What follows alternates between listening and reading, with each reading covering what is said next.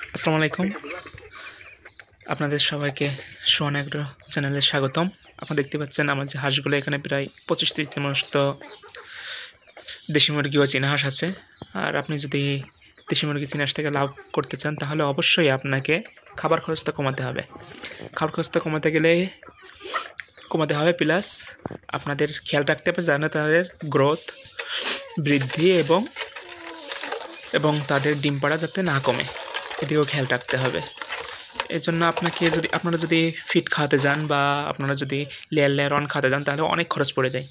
এজন্য আপনারা যদি একটু বুদ্ধি খাটিয়ে পান্তা ভাত বা যে কোনো ভাত, খুদ বা চালের ভাত, তার সাথে যদি ভুসি মিশান তাহলে অনেক উপকার হবে এবং অনেক খরচ বেঁচে যাবে। আমি 3 বেলা এভাবে করি, কারণ আছে আপনার ভাতে প্রচুর পরিমাণে ক্যালোরি ও প্রোটিন আছে।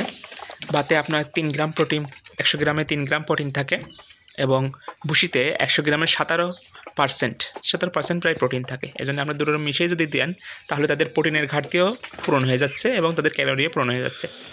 একটা মুরগির দৈনিক 16 গ্রাম প্রোটিনের প্রয়োজন হয়। তাহলে আপনি যদি এইভাবে দেন,